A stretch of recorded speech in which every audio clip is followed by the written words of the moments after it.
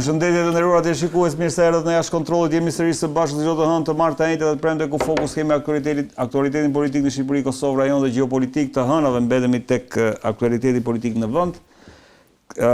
Kam të ftuar Denis Mingën, koleg nga Report TV. Denis, përshëndetje. Redimi mbrëma. Avokatin Leonard Karaj, avokat kënaqësi që të kam. Drejtorin e Lexo.al, Flogert Muça. Flogert, kënaqësi që të kam. Mbrëma. Avokat, tashmë kemi një vendim për Belinda Ballukun edhe nga gjykata kushtetuese. Ndërkohë që ka dalë ky vendim, ka domethënë disa qëndrime, kam dëgjuar shumë juristë që janë shprehur, ka qëndrime politike etj. Çfarë ka ndodhur në të vërtetë? Ka ndodhur që gjykata kushtetuese ka marrë një vendim, por nuk ka marrë një vendim që t'i rezistoj kohës. Pra, është i shtur që të zgjidh një problematik momentale, por jo për të zgjidhur një problematik historike. E qartë. Çfarë do të them, domethënë, në rasti konkret, thjesht vendimi i gjykatës kushtetuese e pezullon zonjën Balluku, praktikisht dhe teorikisht, për shkak domethënë se kërkesa bie, duke qenë se votimi aty ka qenë 4-4, por gjykata kushtetuese na rezulton që ka dështuar në pritshmëritë që kemi pasur ne të gjithë për të vendosur, për të dhënë një vendim i cili do të ishte pastaj një precedent shumë i rëndësishëm për jurisprudencën shqiptare dhe për politikën shqiptare. Ka dështuar ta jap këtë? Totalisht ka dështuar. Po sepse normalisht unë gjykoj domethënë që gabimi, për mendimin tim, dhe këtë e kam të bazuar në fakte, nuk e kam thjesht analizë, është i kryetares Fiona Papajorgji. Të ta them pse. Ne kemi një rast precedent, kemi disa, po është një rast precedent i vitit 2007-2009. Pra, është dorëzuar në 2007 që është marrë nga vendimi nga gjykata kushtetuese shqiptare dhe pastaj ka është marrë nga Strasburgu në vitin 2009. Strasburgu në vitin 2009 i ka thënë shtetit shqiptar aso kohë në një vendim analog, pra që u mbyll në barazim, që do duhet me patjetër që gjykata, duke qenë gjykatë kushtetuese dhe doktrinë e ligjit, nuk mundet që do duhet me patjetër domethënë që të dalin me një vendim shumice. Dhe si do bëhej kjo? Atëherë është në rastin kur ka paritet, sepse kam dëgjuar shumë kolegë të mi që thonë, po të ishte me bile edhe njëri nga ata që s'duhet t'ia them emrin që mos e bullizoj, nga ata domethënë që e marr mendjen edhe për avokati më të mirë këtu, gjithë tredhat shqiptare, për te e marrë në për studio sot e mot, që thoshte, po të kishte qenë me 9 antarë, nuk të kishte ndodhur kjo histori. Mund të kishte qenë red edhe me 9 antarë dhe të mungonte 1 apo 2 antarë, sepse s'morët tjetri vlla. Po. Ka probleme shëndetësore, nuk mund të jetë në seancë gjyqësore, nuk është e thënë që janë 9 dhe duhet të jetë me patjetër aty. Mund të qellojë edhe kështu, pra që mungon një antar i gjykatës kushtetuese. Si zgjidhet? Do marrin shumica, sepse prandaj është vendimi dhe pjesëmarrja në mbledhjen e gjykatës kushtetuese është me votim shumice. Nuk të thotë duhet të jetë me patjetër 100%. Po. Kjo është historia. Pra, nuk ka lidhje ky numri i antarëve, a ishin 8, a ishin 9. Do duhet gjykata e Strasburgut na ka dhënë këtë precedent dhe thotë, në momentin ku ka një paritet, një barazim në lidhje me një vendim, duhet objektivisht kryetari i gjykatës, ai që drejton mbledhjen, do duhet të kalojë me patjetër mendimin e tij, votën e tij, mendimin thotë gjykata e Strasburgut, votën po them unë, tek pjesa e maxhorancës. Për t'i dhënë maxhorancë mendimit dhe për t'i dhënë një vendim. Pra, në rastin konkret kishim zotin Ibrahimi, zotin Vokshi. I kam aty regjia, I kam ato emrat që kanë votuar. Zoti Ibrahimi, zoti Vokshi, zoti Tokska dhe zonja Xhafer Llari që ishin kundër kërkesës. Papajorgji, Beci, Semina dhe ma kujto dhe një emër tjetër, Betja ishin pro. Në rastin konkret që me qëllim që të mos ishim në këtë lloj ulie, do duheshte që kryetaria Fiona Papajorgji, pra është kryetare e gjykatës kushtetuese, pavarësisht mendimit që ajo ka, që ka pasur, por të mos krijuar ngërçin, se ky është ngërç. Do duheshte që votën e saj ta kalonte tek pjesa e maxhorancës. Pra ka një precedent, një vendim në vitin 2009. E ka dhënë Strasburgu, nuk I kemi shpikur ne s'kemi shpik asnjë gjë në këtë botë. Për çfarë? Për gjykatë kushtetuese ka thënë Strasburgu? Po, ka qenë një vendim Flogert në vitin 2007, më do kujtohet mirë, Marini and Alplast ka qenë një kompani shqiptare e cila ka pas marrë me një kontratë koncesionare në vitin 1991-92 që pati hequr shtetin shqiptar, pati çuar shtetin shqiptar në të gjitha shkallët e gjykimit, e pati çuar edhe në gjykatë kushtetuese. Gjykata kushtetuese atëherë nuk arriti dot me marrë vendim, se ka pati edhe këtu paritet barazi. Ai e çoi në Strasburg, Strasburgu e çoi në 2007, Strasburgu në vitin 2000, lexuani se është online ky. Ja, kush vetëm. Marrini kundër Shqipërisë. Po, fiks. Ky është Marini kundër Shqipërisë është ky. I vitit 2009, 2007 e ka dorëzuar ky zotëria, Strasburgu e ka shqyrtuar në vitin 2009 që ka ardhur vendimi dhe e shteron në të gjitha aspektet. Pra, Fiona Papajorgji që është kryetare e gjykatës do duhet që të anonte të bashkohej sepse do duhet me patje nuk lejohet red në gjykatë kushtetuese që të abstenosh. Pra ti në gjykatë kushtetuese o do japësh vendim pro o do japësh vendim kundër, nuk mundet të jesh abstenim. E dyta, nuk mundesh domethënë që të bëje një lojë të tillë, 4-4, po them unë lojë, sepse realisht, por do duhet ligji shqiptar nuk e rregullon një gjë të tillë ret, që të kuptohemi drejt. Por ka një precedent. Po ka një precedent që vjen nga ligji ndërkombëtar, në të cilën ti je i detyruar ta zbatosh, sepse neve kemi thënë. Je i detyruar ta zbatosh. Po, sepse ne themi. Momentin që është precedent ndërkombëtar je i detyruar. Dëgjoj një sekond, pse? Sepse ne themi në hierarkinë tonë të ligjeve janë 1 kushtetuta, ligjet ndërkombëtare, ligjet normative. Pra kushtetuta e Republikës Shqipërisë, ligjet ndërkombëtare, pra këto që na vijnë nga Strasburgu, që DE-ja e më thet tash, dhe pastaj kjo pjesa tjetër ligjet akte normative shqiptare. Pra rasti konkret ky do ishte zgjidhur kështu. Çfarë ka ndodhur tani në rastin konkret? Çfarë ka ndodhur dhe pse ka ndodhur është pyetja. Jo, pse ka ndodhur, pastaj do të diskutojmë. Po, çfarë ka ndodhur? Ka ndodhur që 4 kanë votuar kundër kërkesës së kryeministit, 4 kanë votuar pro. Në rastin konkret për shkak të proceduralitetit kërkesa bie, por ama i bëhet shefi le të themi atyre që duhet rrokisnin kundër Belinda Ballukut, po e bëj kështu unë, në thjesht, por ama nuk e zgjidh problemin. Pse? Sepse kalon 1 muaj apo 2 muaj dhe Belinda Balluku ose në rastin konkret më mirë me thënë kryeministri, qeveria, ka të gjithë të drejtën legjitime që të shkojë prapë me të njëjtë kërkesë në gjykatë kushtetuese. Dhe të thotë unë e risjell sërish sepse unë mendoj domethënë që tani logjika, doktrina e gjykatës kushtetuese mund të ketë ndryshuar. Dhe ai niset me faktin domethënë se kam dëgjuar edhe këtë si histori sot, gjëja e gjykuar. Në rastin konkret nuk kemi përballë gjës së gjykuar. Sepse do ishe përballë gjës së gjykuar nëse do kishe një vendim o pro o kundër. Nuk është ky, se ky vendim është përfundimtar dhe hyn në fuqi me botimin e vendimit në fletor. Po, nuk vendim është përfundimtar. Ata kanë marrë një vendim, por nuk konsiderohet gjë e gjykuar deri në momentin kur ky vendim nuk ka krijuar një precedent red. Pra, palës tjetër kryeministit në rastin konkret i lind prapë drejta që të shkojë në gjykatë kushtetuese dhe të thotë, duke qenë se vendimi i parë ka qenë 4-4, unë mendoj që gjykimi i 1 apo 2 personave të tjerë në gjykatë kushtetuese mund të ketë ndryshuar tani. E ka gjithë drejtën e zotit, po them teorikisht. Pas 2 muajve. Po, 2 muaj, 3-4. Nuk e ka të ndaluar, po themi nuk quhet gjë përfunduar. Ose kur thotë Flogertit bëhen 9 antar nga maj. Po sepse janë 8 tani. Janë 8. Do bëhen 9, shkojnë 9 nga po për 2-3 muaj, për 2 muaj shkojnë. E propozon opozita. Kalon nga presidenti, nuk e di kujt i ka mbetur. Po si do e diskutojmë. Pakën si ka, po them domethënë shumë i eceku Flogerti, pra në momentin kur futet antari 9, ai ka gjithë drejtën e zotit, plus fakti që ligjërisht zonjës Balluku nuk ja ndalon dot domethënë që të shkojnë gjykatës kushtetuese dhe vet ajo, sepse ajo të ndjegjova këtë, si do shkojë? Po, të gjithë shkojnë në gjykatë kushtetuese. Pa përjashtim. Pra, gjykata kushtetuese ka mundësi që të jap edhe një vendim më vonë Belinda Ballukut me kërkesë të Belinda Ballukut. Po që s'mundi dal kundër kësaj logjikisht. Po logjikisht jo, pa ama mund të thotë kështu që tani për momentin për shembull çështja e masës sigurimit me Belinda Balluku është në gjykatën e apelit të posaçëm. Nëse apeli i posaçëm do lejë të njëjtin vendim si gjykata e shkallës parë, me shumë gjasa do shkojnë në gjykatë lart. Nëse edhe gjykata e lartë do lënë në fuqi vendimin e 2 gjykatave të pezullimin, atë masën e sigurimit, e pezullimit dhe të marrjes pasaportës për mosdaljes së shtetit në tash, me 100% që Belinda Balluku do shkojnë në gjykatë kushtetuese. Të njëjtët rrugë bëri Sali Berisha, të njëjtën rrugë bëri. Po çfarë do thotë gjykata kushtetuese aty pastaj?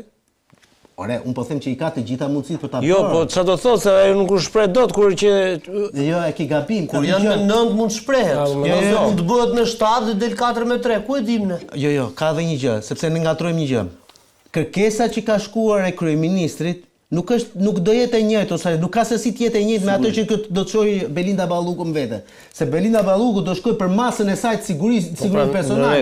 Kurse kryeministri e ka çuar për një për diçka që të lidhet gjithë qeverinë, për paria. Dakord, pra, po edhe anëtarët e gjykatës kushtetuese u shprehen për parimin, por duke patur parasysh rastin Balluku dhe nuk gjetën një vendimarrje. Po sikur të shkojë personalisht Balluku, pse do dyshoj 4-4? Unë nuk po them se Unë do të ka të drejtën dhe ka ka drejtën të shkuar. Po themi, Pra avokat Balluku sot është e pezulluar përfundimisht. pastaj gjyqtarët mund jo përfundimisht. Jo përfundimisht, do duhet të dalin se do shprehet apeli, do shprehet apeli. Jo, nuk ka lidhje me apelin. Sot Belinda Balluku teorikisht është e pezulluar, por vendimi i gjykatës kushtetuese marrë të premte në darkë duhet të publikohet në fletoren zyrtare. Pa u publikuar fletoren zyrtare nuk ka fuqi. Nuk ka fuqi. Tani, a herën e kaluar kur gjykata kushtetuese mori vendim për ngrirjen e vendimit, këta gallarët e bën për 2 minuta votimin. I ngritën nga krevati atë drejtoreshën e QPZ-s dhe e çuan atit për të publikuar vendimin e gjykatës kushtetuese. Këtë radhë kanë 3 ditë nuk e publikojnë. Mund ta marrë një A sot nuk është publikuar? A sot. Mund ta marrë një 10 ditë tjera. Ka probleme me i Albania. Ja, ka probleme me Albania. Si e lexove Pjella smur. si e lexove si vendim, Floger? Dëgjoj. Sepse ishte një nga vendimet që kishim një muaj që e diskutonim në studio, të gjithë kishim diskutuar për skenar të mundshëm, askujt nuk i para shumë nuk i shkojnë mendje për të dalë në konkluzionin që kjo do ishte ai vula finale për këtë operacion. Mund të them që jam i zhgënjur jo për pasojën, pra për faktin që shkarkohet, pezullohet Zoja Balluku, por për pafuqinë e gjykatës kushtetuese për të marrë vendim.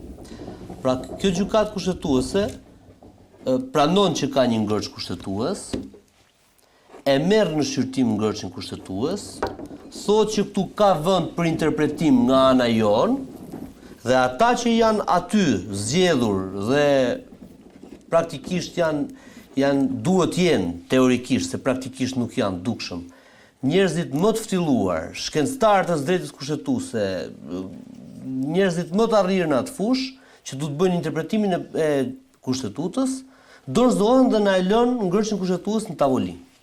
Tani për çfarë duhet kemi një gjykatë kushtetuese? Kur ata si japin që unë kam thënë edhe një shkrim që kam bërë, ku janë kthyer si parkim atje që ti shkon dhe parkon dosjen dhe ajo thotë ne s'marrim dot vendim. Pra, pse duhet ekzistojë një gjykatë kushtetuese, e cila nuk zgjidh, pranon që ka ngërç kushtetues dhe vend për interpretim nga ana e tyre, ju ka dhënë vetë kushtetuta drejtën ta bëjnë dhe detyrën dhe nuk e bëjnë dot. Pra, e gjitha kjo na çon atje, unë kam bërë debat herë tjetër me avokatin, që avokati dhe i njeh ata, Leonardi, unë nuk i njoh, që kemi gjykatën më të dobët kushtetuese, aty janë 3-4 nga 8-9, që janë 3, pra 1/3 praktikisht. E tjera me radhë, të gjitha këto unë kam refuzuar t'i besoj, jo sepse nuk besoj Leonardin, por sepse nuk dua të besoj që e kemi kaq të dobët. Pas kemi dhe 6 njerëz saktë. Pafuqia për të arzuar Ramën, të arzonin more 5-3, vendosnin që pezullimi nga sot e tutje përfundimisht është një drejt që e ka dhe kompetencë që e ka ta bëjë gjykata e posaçme. Ose anësjellta. Nuk e vendosën dot, pa këllqje, të pafuqishëm. Ato e morën një vendim. Ka i gjë, vendim, ato morën vendim që nuk mbajmë dot qëndrim. Pa, fiks. Ato morën një vendim pa vendim. Bravo. Jo, se ka një gjë. Vendimi ka efekte, nuk mund ta shbëjmë. Ta thash pra, pasoja ka, patjetër. Unë nuk shqetësohem fare për pasojat më. Jo, cila është një pasojë? Një pasojë sot derisa të vinë, se ne do flasim edhe për politikën, derisa të vi Rama me ndryshimet në ligj që ka thënë, s'paku mund pezulloj kë ministër këdoj. Po, dakord. Ose derisa ta çojë Rama kur të bëhen 9 ata për ta riparë. Si ishte kjo, Denis? Po, kjo është pasoja. Pas kësaj derisa të ketë një vendim të ri të gjykatës kushtetuese. Jo, derisa Rama, siç tha, do ndryshoj ligjin. në 242 ku të fusi si garant edhe krerët e institucioneve, SPAK-u, se ajo do të kërkoja 2-3 muaj, SPAK-u mund pezulloj çdo ministër për cilin ka prova, se nuk kalojmë në një lloj show. Ka prova, s'ka prova, po mori okay në gjykatës e pezullon ai. Pikërisht pra. Dhe ka shqetësim këtu, që nuk dua ta bëj akuz, po ka shqetësim. Në qoftë se ata do kishin ngut që të merrnin vendim direkt aty, mund të ndashin dhe 4-4. Kanë patur gjithkohën e Perëndisë dhe janë mbledhur 3-4 herë për atë çështje. Kupton? Pra, unë nuk e kuptoj se si ata nuk e kuptojnë rëndësinë që kanë për të vendosur mbi një element që është jashtëzakonisht i rëndësishëm për funksionimin e pushteteve ndërmjet njëri tjetrit. Pra, çfarë ndodh është si ingranazh që nuk ka graso. Nuk kuptojnë rëndësinë. Ajo është graso. Apo tani unë me vendimin që kanë marrë në një farë mënyre i kanë nga del shpirti, po ta them, ata ja din shumë mirë rëndësinë dhe nga që ja din shumë mirë rëndësinë, nuk kanë guximin të bëhen të rëndësishëm, sepse nuk e di sepse se s'dua të hedh akuza që nuk i provoj dot. Por duket si pazar i madh. Duket si pazar. Pra, zhvilluam seancë sot, nuk morëm dot vendim. Daullja bie për ata që e kanë vesh. Nuk e di çfarë ka ndodhur. Nuk e di. Nuk e di se nuk dua të bëj akuza penale, po e them edhe një herë. Jo. Ata e dinë vet, por ajo që unë do kisha pritur është që po t'i binin ballit e Ramës. I takon GKK-s që të vendosi pezullimin. Por ta merrni një herë një vendim që ne themi morëm një vendim të rëndësishëm. Vjen një çështje, shkojnë atje në Venecia. Vjen një çështje tjetër, e lën 4-4. Vjen një çështje, pra, kjo tregon që ne, institucionin më të lartë që duhet na zgjidhë ca ngërçe të mëdha mes institucioneve, e kemi më SPAK-u të paaft, më shumti se them dot, po derisa të kemë prova. Vetëm një sekondë të tash. Shiko, këta kanë pas shansin e madh, them unë, nëse donin që realisht i bënin një nder të madh shqiptarëve dhe këtij vendi, ta parakalonin fuqishëm Edi Ramën këtë radhë. Eksakt. Dhe të mos dilte Edi Rama sot dhe të thoshte shiko se unë do bëj ca ndryshime kushtetuese, që hajde të diskutojmë pak më vonë, domethënë për mënyrën se si do t'i ndryshojë Edi Rama. Unë çuditëm pse nuk e bën monarkia ai këtu, sa të tjerë e ka këtë vend dhe ka marrë fund, po përtej kësaj, këta e kanë pas mundësinë që të vendosin një gur të rënd tek neni 242 i Kodit Penal. Pra, o e ç'bënin fare, 242 është ai që parajmon Rama që do ndryshojë. po, o e ç'bënin fare si nen, O i jepnin rëndësinë e ose e rëndësinë e dur. Çfarë do thotë? Ja mbyllnin gojën, thoshin, vendimi jonë në lidhje me këtë çështje është ky dhe kërkojmë që parlamenti të ndryshojë nenin 242, i cili nuk është në përputhje me kushtetutën dhe duhet të ndryshojë kështu dhe për mendimin tim do duhet të ishte i tillë që askush nga qeveria, nga ekzekutivi të mos ishte i mbrojtur për shkak të imunitetit. Ky është mendimi im personal. Dhe unë këtë nuk e kam për qeverisën e Edi Ramës. Unë e kam dhe për qeverisën e djeshme dhe për qeverisën e së nesërme. Për qeverit. Denis, si e lexove këtë vendim të gjykatës kushtetuese që në një farë mënyre Flogerti thotë e konsideron të pafuqishme për t'i dhënë ose të paaftë. Normalisht për ai kohë sa ne ose ligji, kushtetuta e konsideron gjykatën kushtetuese si organin vullëdhënës, si jep vullën një problemi në Shqipëri, normalisht do të themi që nuk arriti dot të jepte drejtim, por duhet parë në një tjetër këndvështrim. Ne duhet të jemi të qartë në gjykatën tonë kushtetuese. Kjo gjykatë kushtetuese është palë, në kuptimin që ka antarë që janë palë me një palë ose me një parti tjetër. Ka antarë që si janë palë. Ka antarë që janë me PS-n, ka antarë që janë me PD-n. Dhe prandaj Te këta? Te këta, patjetër. Regjia më nxirr pak emrat se shumë interesant. Nuk dua të futem në emrat, Jo, fjala vjen Sonila Bejtja është avokat e propozuar nga PD apo nga PS? Nga Ilir Meta. Nga Ilir Meta. Po. Okej, Mariana Semini, Nga PS-ja. Fiona Papajorgji, Nga PS-ja. Sander Beci, Ka qenë i parlamentit. i parlamentit. Po. Gendi Ibrahimi, Nga president. Gendi Ibrahimi është pro SPAK-ut këtu?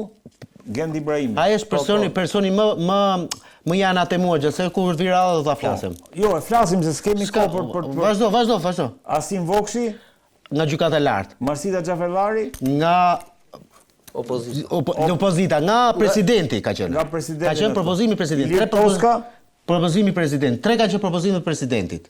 me 3 qartë. gjykatës së parlamentit. 3 parlamenti, 3 gjykata, 3 parlamenti. Fakti që votimi del 4-4, Redi ka vetëm një shpjegim, që aty ka patur ndërhyrje të forta. Aha, ato po e sigurt. Si ka patur presion. Ndërhyrje të forta të Ndërhyrje mos e politikës. presion, ndërhyrje direkt. Ndërhyrje të forta të politikës, sepse ata janë është njësoj si ata janë kolega aty dhe e din shumë mirë pse mendon njëri ashtu dhe pse mendon tjetri kështu. Por unë nuk do të hyj këtij momenti sepse ndryshe nga Flogerdi këtu duhet ta kundërshtoj, antari i gjykatës kushtetuese është, le të themi, nuk mban përgjegjësi për votën që jep. Pra është vota e tij, s'kemi çfarë bëjmë.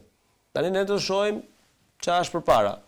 Dhe ky votim 4-4, pavarësisht se nuk e zgjidhi problemin, është i respektueshëm.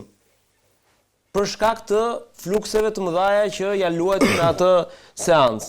Fluksi që mund vinë nga politika, mund vinë nga drejtësia, mund vinë nga faktori ndërkombëtar dhe kanë sjell këtë rezultat 4-4. Ata kanë votuar, ata kanë votuar 5-3 që kanë ngërç kushtetues. Po, në rregull, dakord. Ata 5 që kanë votuar që kanë ngërç, duhet të jepin zgjidhjen e ngërçit miku im. Pikë. Dakord, shikoj që ka ngërç dhe si shkohet te zgjidhja janë dy gjëra të ndryshme. Në momentin që një antar gjykatës thot ka ngërç, e di vetë ai që ka detyrën ta zgjidhë këtë ngërç. Floger, unë me ty jam që ne duhet kishim 8-0 rezultatin. O në krahun tjetër. Ky me ty jam, por unë nuk mund t'i them antar gjykatës kushtetuese pse votove pro dhe jo kundër. Këtë se them dot. Sepse ai për atë punë është. Unë them që ata është si ajo kushdo që ka marrë presion, ka ngrënë presionin në cilin do krah. Një sekond. Për mua duhet ikin, duhet dalin nga shtati. Tjetër gjë ajo. Ne themi këtë. Do të rrogët dhe do të ikin, dakor? Është njësoj ti kërkosh gjykatësit GKK-s pse dha vendimin e pezullimit apo jo, Leonard? Ai e ka arsyetuar ama. Por edhe këta kanë të dy, kishte arsyetim në dy apalet, kishte. Ato natë? Jo, ajo ishte shkurtim vendimi. Po më shkurtim pra arsyetimi aty, thelbi arsyetimit aty ishte. Ta shikojmë se Denis, vlerësimet e gjyqtarëve u ndanë në 2 qëndrime dhe gjykata nuk arriti numrin e kërkuar të votave për vendimarrje sipas parashikimet në 133.2 të kushtetuesës. Po lexoj njoftimin e plotë, Pra 2 qëndrime, flitet për 2 qëndrime, gjykata nuk arriti. Unë më tepër se sa, le të themi, pse nuk u mor vendimi, jam i prirur të shoh ç'a ndodh këtë tutje. Dhe pasojat janë këto. Zëvendës kryeministrja është e pezulluar, pra Iskosa nuk do shprehet apeli, se këtu mund të kemi edhe apelin që ta hedh poshtë pezullimin. Dhe mbaron historia. Apeli i GKK-s. Po. E rrëzon pezullimin e zëvendës kryeministrës dhe mbaron. Nëse apeli e rrëzon, ka kjo patjetër, fuqi mbi vendimin e gjykatës kushtetuese? Po si s'ka më është, shiko, ne kemi në fuqi tani, prandaj them, gjykata kushtetuese ka thënë me këtë barazim ka lënë në fuqi vendimin e GKK-s, që normalisht për mua nuk do i futur fare, sepse këtu e kemi diskutuar.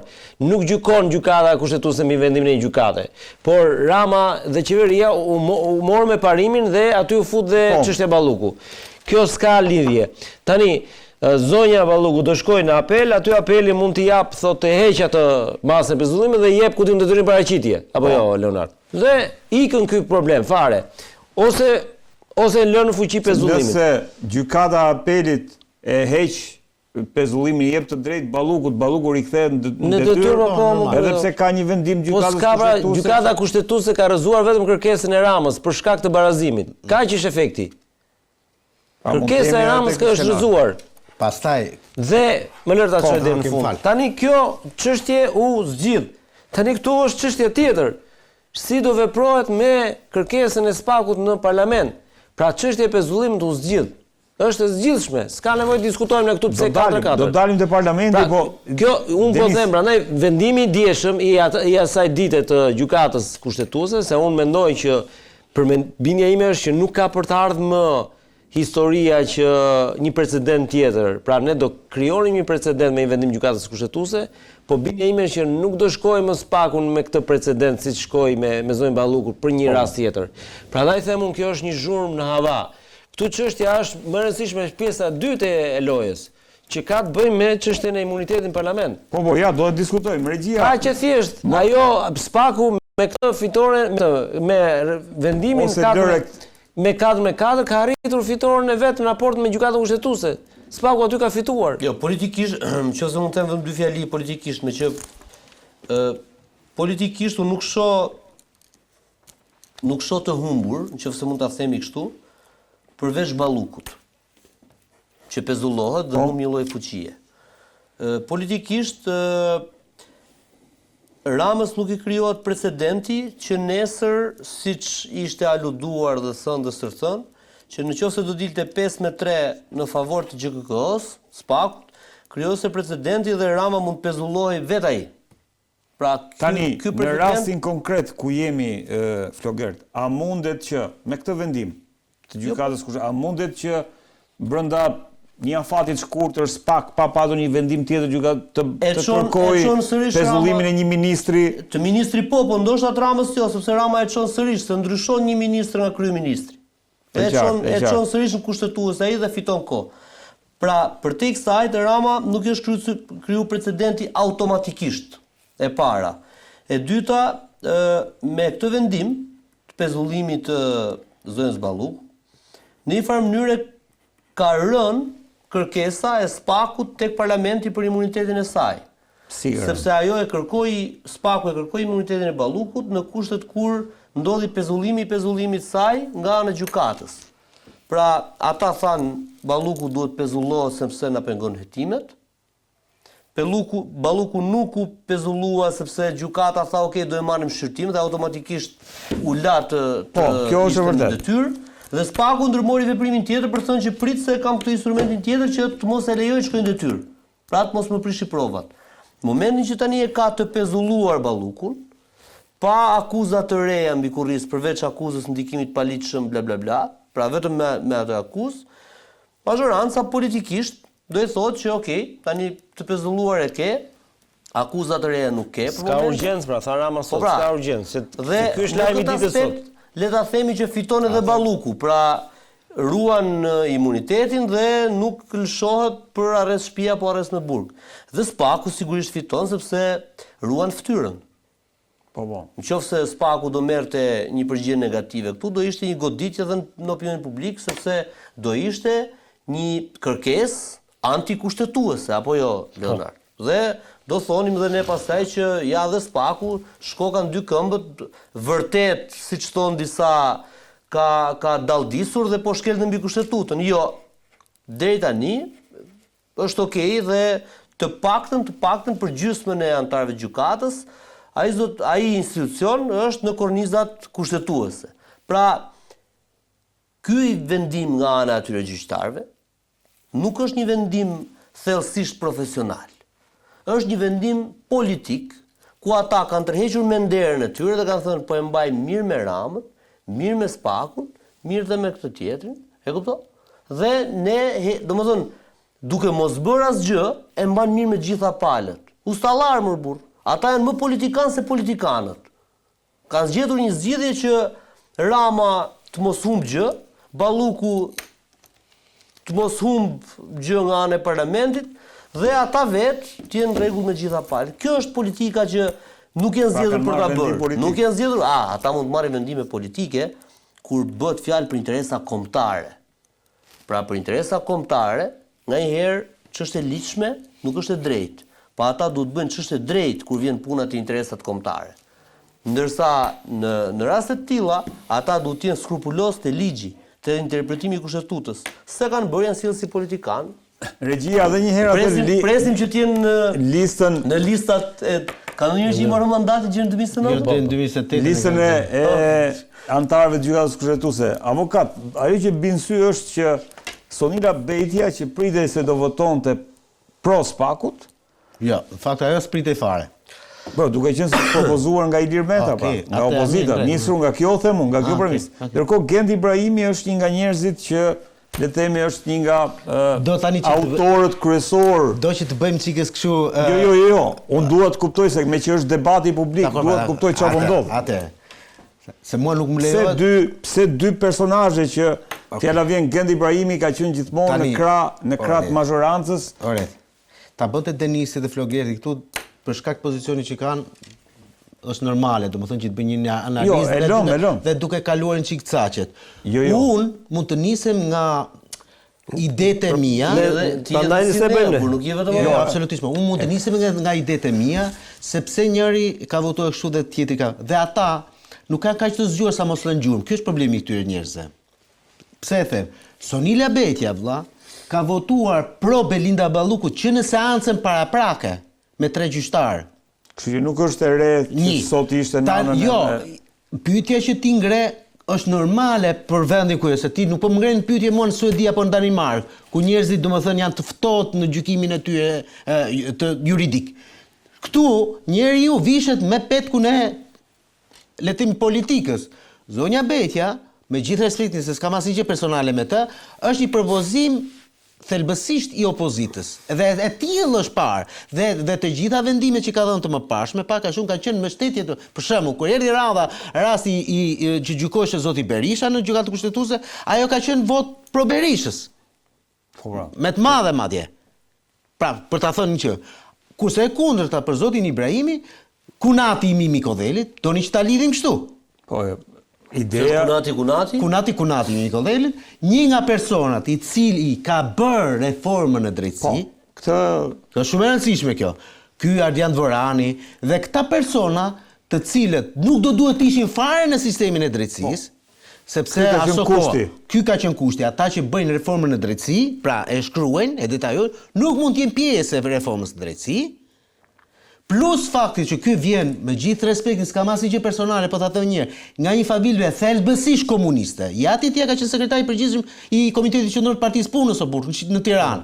Nga 76-a në 83-shin. Po çfarë ka ky për kjo është për të kuptuar, për të kuptuar backgroundin që vjen nga e majta. Nuk i vura se çdo njeri mund të jetë i majt, i djathtë, i kuq i zeu, por s'më intereson kjo histori. Se po quhen hakmarrë komuniste tani me beqim. Jo, ta thash, ky e lidhi në majt apo djathtë, vazhdoj ki tani. Jo. Një tekst tjetër. Unë po them, a ka qenë aty, po prita mbyll tani këtë. Ne do të bëjmë se s'ka tekst. Nga këta të 8 të cilët janë aty. Unë personalisht i besoj, nuk po them verbërisht, po profesionalisht, vetëm mendimit të 3 gjyqtarëve aty. Marsita Xhaferllarit, Asim Vokshit dhe Toskës. Janë të 3 gjyqtarë për mua. Dhe në momenti kur je gjyqtar, unë profesionalisht pastaj tentoj domethënë që ta respektoj mendimin e tyre. Pjesa tjetër mua më vjen keq. Por nuk kanë qasjen për të cilën. Me këtë logjikë që thua ti, edhe Gendi Ibrahimi është bashkangjitur mendimin të këtyre. Ka shkuar me të drejtë. Tani se çalli me se pyeta. Gendi Ibrahimi ka qenë ai antar i gjykatës kushtetuese i cili u përgjua, doli si lajm në kohë. Këtë kishte qefti. Gendi Ibrahimi në media. Unë kuptoj se kjo 4-4 është shumë interesante. Le ta flas se më mytë burr. Për Gendi Ibrahimi mediat, Lexo Pikal, Reporti apo gjithkush, meqense kam 2 kolegë këtu, kanë nxjerr 2 histori. Historia e parë ka qenë përgjimi i Spakut në lidhje me hetimet që bënin për Plum Gjokën. Në momentin kur çështja e Plum Gjokës e Skaj Kroçatit shkoi në gjykatë kushtetuese, lajmi doli atëherë që ishte përgjuar pikërisht Gendi Ibrahimi, si një person i cili mund të kishte bërë afera, po them unë. I përgjuar në mënyrë të lishme, ëh? Të lishme sipas Spakut. Sipas Spakut, sa ose di. Sipas Spakut. Okej. Kjo është ceni i parë. Dhe ceni i dytë prapë dhe kjo me pull të kuqe roz, që lidhi me video erotike ku diun të zotit Ibrahimi. Tani këto mund të jenë 2 gjëra të cilat po ha mendsojret, mund ta kenë shantazhuar. Po ha mendsoj se unë nuk e di, po e divulgoj mendimin tim për te asaj imagjinate. Dhe mendoj se mund të jetë kështu, sepse nuk më bën sens që një i majt që edhe në kolegjin e gjyqtarëve ka votuar pro Belinda Ballukut ta kthej votën e tij kundër. Ai biseda që bëra herën e kaluar në lidhje me Sandra Besin është identike njëjta gjë që po flasim sot për Gendi Ibrahimin. Gjithsesi, thënë të gjitha këto, pak rëndësikaret, kjo gjykatë kushtetuese na tregoj edhe një herë tjetër që është jashtëzakonisht shumë larg, jo vetëm asaj gjykate kushtetuese që kemi pasur, të cilën neve gjoja e hoqëm për shkak të vettingut, por Unë e barazoj edhe me një treshe gjyqtarësh gjykatën e apelit këtë. Avokat, kemi thënë për këtë gjykatë kushtetuese të paktën tani më kemi pasur disa konkluzione. E paaft, e keq përdorur, e pafuqishme. Po. Pse të mos themi që thjesht është dhe këtë variantin tjetër që e dëgjojmë te opozita, që është sot një instrument në duart e Edi Ramës dhe merr çdo vendim që i kërkon kjo mazhorancë të marrë. Dy të fundit kanë qenë kundër Edi Ramës, shkarkimi Rion Veliajt dhe kjo. Po më ta bëj pyetjen retorike ndryshe unë ty. Të nxjerrun ty një 15 deklarata të Sali Berishës. Mos u mërzite që Jo, unë e kam. Përgjigje nga ai. Një 15 apo deklarata të Sali Berishës që Sonila Betjen e quhen heroin. E mbron me istikam burr. Pse kush ka thënë ty që Rama dhe Berisha janë kundërshtar? Berisha. Atë po, atë. Berisha, për Sonila Betjen. Po, për Sonila Betjen. Tani si është e mundur që ka që nga e premtja dhe heroina e Sali Berishës nuk ka thënë. Po si është e mundur që s'e kanë dhënë për te Sali Berishës? Sa është zoti miqiell për demokratë. Pse s'e kanë thënë këta të tjerë poshtë Saliut një fjalë? Si është e mundur që bashorti i vet është drejtori i Syrit.tv, televizioni i familjes, dhe gruaja mbroka Belindën, kurse televizioni shan Belindën nga mjesi deri në darkë. Ma bëj mua ti këtë. Kjo është profesionalizëm, miku im. Bravo, këtu ke drejtë. Po patjetër. Okej. Ata si media kanë faktet e tyre, kanë. Jo, po nuk mund të lejoj të godasësh median në asnjë moment. Se e keni marrë vesh ju, na keni bërë neve sikur jemi e keqe e madhe këtij vendi. Po pra, se më the edhe që kam nxjerrur ato videot e Ibrahimit. Kontrollova si kisha nxjerrë se si kam. Nuk të thashë. Që është përgjuar të mora si shembull. Po pra, mos merr si shembull fare mua se kështu të bëni pis ju. Tani, o zotri, Thelbi se ngatroheni me emra. Emrat janë të rëndësishëm, për shembull. Cili nga gjyqtarët që kanë qenë kundër Ramës aty, kanë qenë ajo treshja që kanë vendosur në fillim për të mos e gjykuar. Asim Vokshi, Masida Xhafellari dhe Toska. Toska. Njëri nga këta ka qenë pro, dy kanë qenë kundër. Jo, në fillim fare në treshe. Sonila Betja, Masida Xhafellari, Sander Beci. Sander Beci e Masida Xhafellari votuan kundër Belinda Ballukut, kundër Ramës, kundër për tu hapur. Po. Kurse Sonila Betja mbajti në këmbë këtë histori. Po të kishte votuar edhe Sonila Betja, një lloj si dy të parët, kjo çështje s'do kishte shkuar fare, s'do ishte shqyturiç. Bravo. Tani kur kaloi pastaj në Teçe, si votuan? Në Teçe votuan 5-3. Ishte vota e Gendi Ibrahimit dhe Sander Beci që kalojnë krahun tjetër dhe 3 gjyqtarët ishin kundër. Prapa ato 3 ishin kundër. Po. Pra, pyetja tani është, ai që kanë ikur nga 5-3 te 4-4, duhet parë pse ka ndodhur kjo histori. Të thash pra dhe unë. Duhet parë pse ka ndodhur kjo histori. Është shantazhuar, duhet të mbrojtur ai zotria. Dakor, s'jam kundër me këtë pjesë. Nëse është dhe unë të solla dy shembuj dhe të thash e para, Spaku këtë e ka përgjuar më parë, dhe këtu po ngre Alibira, kot, po duhesh duke shtuar faktin që Spaku tu ka qenë palë, s'është palë Spaku në atë gjykim, se ishte në gjykate. Tani pse mos haludoj unë që të them domethënë që duke qenë se është një vendim shumë i çuditshëm. Dhe opsioni pas ka qenë që domethënë të paktën në Strasburgu apo jo. Strasburgu e ka dhënë formulën e zgjidhjes. Dhe këta nuk e kanë zgjidhur, sepse nuk kanë dashur ta zgjidhin në këtë formë. Unë dhe pas që ata nuk e din fare këtë, që sa po thash unë. A se din fare që fare. Jo, besoj e din. Po ta din do ishte akoma më keq. Po i mbrojnë. Unë nuk e dija këtë, unë nuk e dija. Po qofse është ky varianti që the ti. Po i mbroj pra. Atëherë ata u mbrojnë 3 herë, të lutem, u mbrojnë 3 herë dhe normalisht e kanë patur si opsion barazimin, siç ndodhi. Nuk është se din. Pra, nga kjo pikpamje ka dyshim të madh. Po unë them është si, e di si është kjo redi që ta shtensionojmë pak bisedën. Është si një ndeshje me 2 palë, ku të dyja palët luajnë aq fort sa ndeshja del barazim, askush nuk fiton. Po këtu s'duhet dalin asnjë barazim. Po përderisa edhe një herë. Përderisa në kushtetut thuhet ose në ligjin për gjykatën kushtetuese. Prandaj them kjo e nardi të haj çik diskutim. Thuhet që kur ka barazim të votave, kërkesa bie, pra këtë thot. Nuk thot ky është shkruar kërkesa bie. Pra kemi një opsion që mund të ndodhë barazim. Dhe ka ndodhur. Kaq e thjesht është. Pra këtu unë nuk të thash ty që kemi në ligj. Pra, e ke nga Strasburgu. Po s'është i detyrueshëm ai. Ai ke gabim. Në ligj është kjo që them unë. Kur është në ligj është kjo që them unë. Në rregull, vazhdo. Kur ka barazim votash, madje ka edhe një gjë, ja duhet të ketë. Kryegjyqtari. Ja, do kthehemi këtu regjia. Jo, nuk është kjo. Kur ka barazim votash, bie kërkesa, sepse ne shkojmë sikur fiton njëri apo tjetri. Ne shkojmë me idenë që o zotëri, Flogerti bën kërkesën dhe ne jemi gjyqtarët, nuk arrim dot në vendimare, barazojmë për kërkesa e tij zotëris bie dhe vazhdon jeta. Nuk është se ka vakum këtu ligjor. Nuk është krijuar vakumi, thash edhe një herë. Aty ka fituar Spaku, nëse duam ta interpretojmë. Por nuk ka dot as precedenti por nuk më duhet precedenti, se unë duhet zgjedhur ngërç që mos. Edhe një herë, precedenti do ishte sikur këtu do bëj nami me kërkesa, nuk ka për të ndodhur me kërkesë. Ktu këtu futemi në terrenin e politikës dhe politika bën shumë mirë që e ngre këtë zhurmë. Dakor?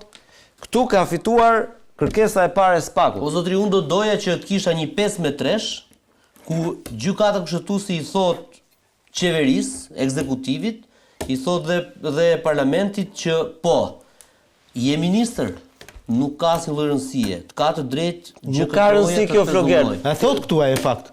E thon një pjesë, e thot ministri thot nuk ka imunitet kundrejt ligjit, thon ata në arsitet. Po më burr themi unë tani se e lexova ata. Kur s'pas ka imunitet se tani as kshu as ashtu nuk mund të jetë. Spesh pra politikisht korrekt pra. Po ti çik Sazan nuk mund të jesh, o je Sazan ose je Otimikri. Gjykata vlerësoi një zëri se imuniteti i ministrit rregullohet nga neni 103.3 i kushtetutës në lidhje me neni 73.1 dhe 2, po të mos futemi aty vetëm regjia.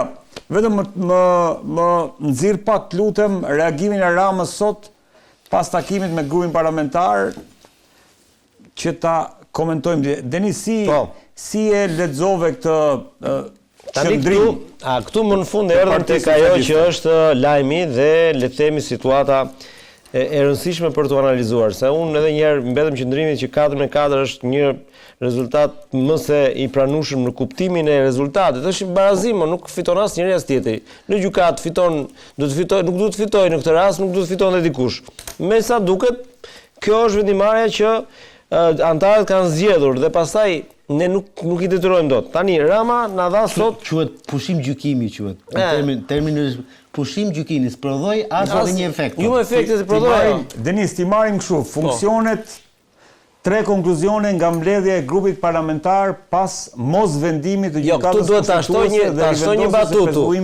3 konkluzionet e mia thot Rama se nuk grupi parlamentar aty s'ka askush kush shkep konkluzione, po kthehemi tek ajo çfarë funksionet e padelegueshme kushtetuese nga i antarit qeverisë tek ai presidentit të Republikës dhe jo vetëm nuk mund të pezullohen kursesi nga askush duke u nisur nga një emër i përveçëm, sepse pezullimi paralizon funksionin, pra institucionin që ajo drejton. Kjo është politike e Ramës, nuk është thelbi, vazhdo. Nisur edhe nga leximi i deklaratës publike të gjykatës kushtetuese, ku të gjithë antarët e trupës shfaqen uranim lidhur me problemin, po ndahen tek rrugëzgjidhja. Grupi parlamentar socialist do të angazhohet për zgjidhjen përmes ndërhyrjes në legjislacion. Kjo është e rëndësishme dhe rikthehemi edhe tek pjesa e tretë është më e rëndësishme që thotë se vetmja pale përmbushur nga rikthimi i pezullimit është ato që thashun fitoria e Spakut. Që në kushtet e pezullimit mund të vazhdoj krejt qetësisht hetimin përkatës, ndërkohë që deri në adresimin ligjor të zgjidhjes nuk ka asnjë urgjencë për të trajtuar kërkesën që Spaku bëri pas rënies së masës pezullimit. Një shtesë nga ana ime. Lere shtesën, se nuk ka Spaku nuk preket, vetëm mbështetet. Shtesa është njësoj me pikën e parë, pra, atë që thotë. Kjo ndërhyrje në legjislacion, Denis, pastaj dalim tek ndërhyrja në legjislacion është i vë në një farë mënyrë e bën më të qartë, se e bën ligjet dhe ti s'ke çfarë thua më, por rasti që është trajtuar nuk trajtohet më. Dakor? Rasti Balluku nuk trajtohet më. Rasti Balluku po thua nuk trajtohet, i vetmi shans ka tek gjykata e apelit. Është tjetër gjë, ajo është proces penal, s'ka lidhje me parimin doktrinën.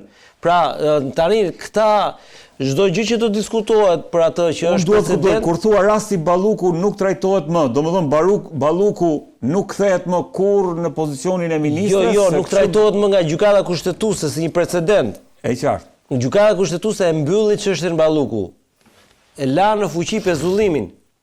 sepse një nga pikat e vendimit që thuhet nuk ka vendim ka, sepse thuhet hiqet pezullimit apo jo Leonard, jam i sakt? Po. Ja, ky është vendimi për Ballukun. Dhe ata nuk do merren më me rastin Balluku. Ata do merren nëse Rama ose ndonjë se mund të shkojë edhe Berisha më për një rast të tillë. Nëse një nga këta shkon prapë në gjykatë kushtetuese. Tani Rama ka thënë këtë dhe kjo pastaj del tek ajo që tha Flogerti, jam dakord me këtë, që tha këtu edhe Rama është i fituar. Jo vetëm Spaku, te vendimi 4-4. Sepse Rama thot këtë, përderisa tani Balluku është e pezulluar, nuk ka më asnjë pengesë për hetimin e Spakut, atëherë nuk është nevojshme fare që të shkojnë për heqje imuniteti. Dhe Rama ka fituar kohë gjatë gjithë kësaj kohe sepse donte pikërisht këtë gjë, që çështja e imunitetit mos trajtohet në parlament. Sipas mendimit tim. Nuk ka asnjë urgjencë sot. Po pra s'ka asnjë, po jo, realisht ka urgjencë sepse në diku te javë e parë e marsit mbaron kjo çështje, mbyllet afati 3 mujor. Nuk e di kur është dërzuar. 16 mars. 16 mars. Pra deri në 16 mars është urgjenca, pastaj iku kjo çështje. Kështu që këtu Rama pse them unë ka fituar dhe Rama me 4-4.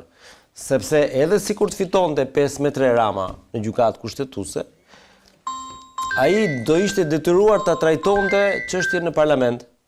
Tani thot ai nuk jam i detyruar sepse këtu gjykata nuk mori vendim.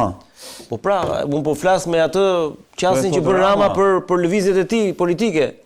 Ai thotë këtë gjë që kushtetuesja nuk na e sqaroi këtë precedent dhe unë s'kam se ngutem me kërkesën për heqjen e imunitetit.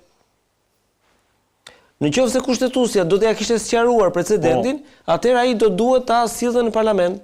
Po, kryeministri. Në moment që ti domethënë e shpreh kaq lehtë për opozitën, opozita tha kjo është grup shteti, domethënë. Tani vendimi këtu na erdhe tek grupi më pa vlerë politikisht dhe ndjesë u shpreha keq, jo pa vlerë, po pa forcë politikisht në Shqipëri. Nuk mund t'i prishësh rregullat e lojës rrugës. Edhe një herë. Mirë, po nesër Rama do ta ngulin atë çadën atë. E kërkoj edhe një herë të reqë, them grupi më pa peshë politikisht është Partia Demokratike. Kjo nëse thash jo, a ka të drejtë apo s'ka të drejtë, sepse ti nuk mund të ndryshosh rregullat e lojës rrugës. Të ndryshosh, të bësh ndërhyrje, se kjo ndërhyrje në legjislacion avokat çfarë do të thotë? Po ta thash pra. Ja, ndërhyrja në legjislacion nuk është për rastin Balluku, mos zotëri. Jo, bëhet fjalë për ministrat e rinj nesër më. Më fal, e merr Ballukun zotëria, e shkarkon nesër nga ministri aty ku është dhe e bën ministre të Ministria e Arsimit. Po, u zgjidh çështja. Kaq është. Si. Ballukun atë ministri i Arsimit valla. Nuk e loti infrastruktura. Nuk i prish më provat aty. Nuk i prish provat të arsimit valla. E shkarkon nga zëvendës kryeministri dhe jo, se kisha menduar. Avokat. Ço po them pra?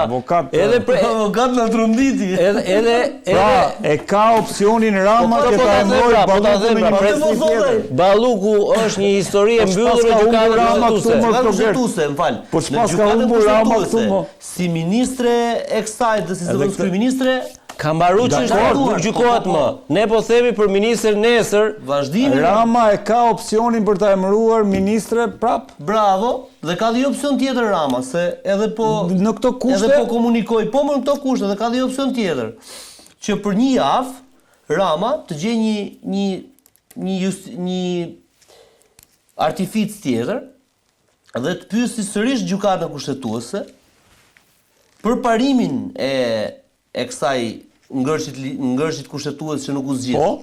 E kupton? Pra duke mos ju referuar më çështjes Ballukut. Po, prandaj po them çështja Ballukut nuk trajtohet më. Po, bravo. Një antar të këshillit ministrave. Balluku nuk është më ministër dhe zëvendës kryeministër pik. Kjo historisht e mbyllur. Rama si kryeministër ja jep të fuqi kushtetuta që ta ngrej sa herë doj në këmbë gjykatën kushtetuese. Për çdo gjë, ndryshe nga tjerët. Dhe Rama mund gjej një artific tjetër, një pretekst tjetër ligjor atje për të interpretuar avokat. Për të interpretuar kur e thot Flogerti e paska gjetur ta marroj. Për të interpretuar parimin e gjës. Ja ku është, ja të lutem, refuzimi i kërkesës, ja ku e ke kërkesën. Gjykata kushtetuese vendos refuzimin e kërkesës kur votat janë të barabarta. Fakti që është shkruar do të thotë që është opsion. Automatikisht vendimi është që ai thjesht. Kështu që luhet në do gjej një se te ajo e ka merakun Flogert. Lëvizet në disa. Na e thuj kështu në para. Po pra, ja bëhet kështu. Bëhet gjykata me 9 gjyqtar.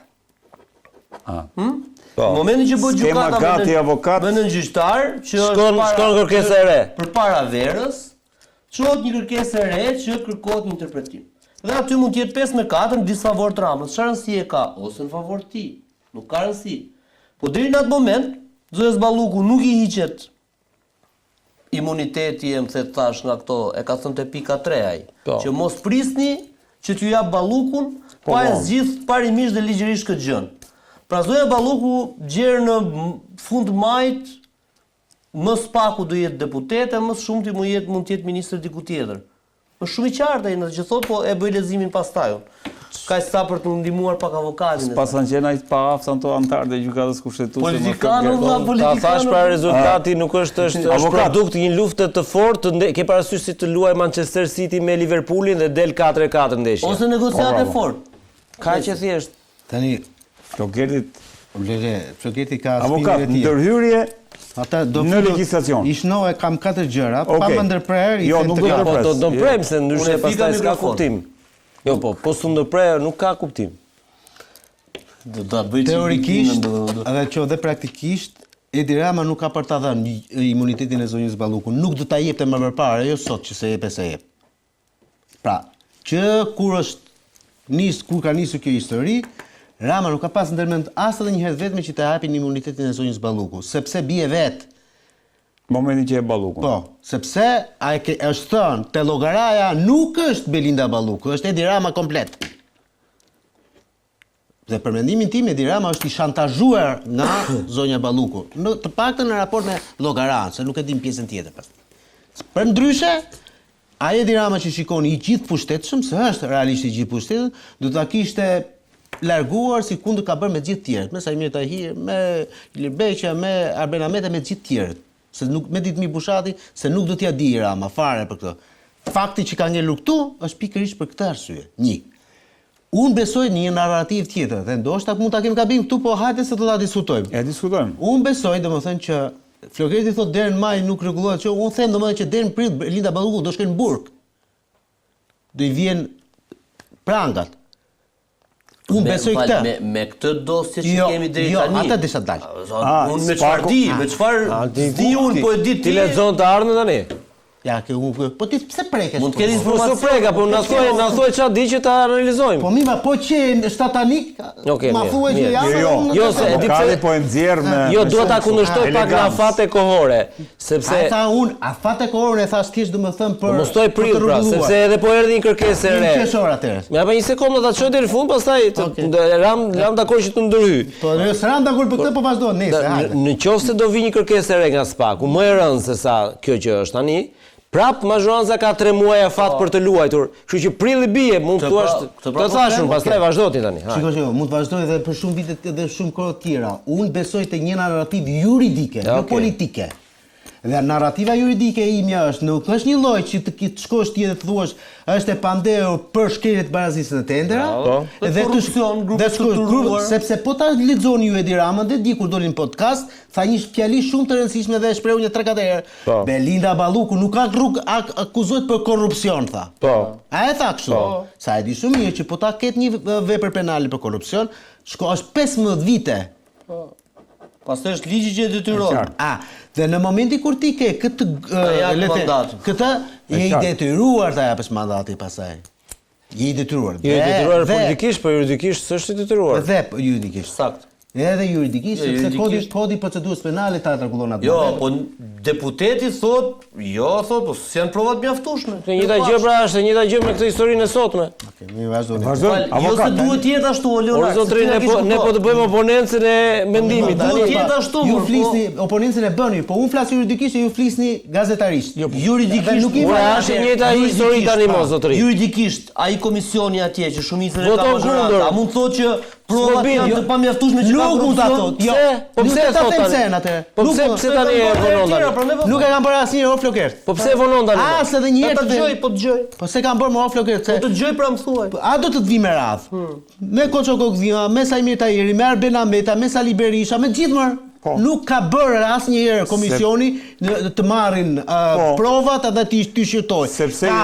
Ka dhënë një vendim politik. Me Tahirin e kanë bërë.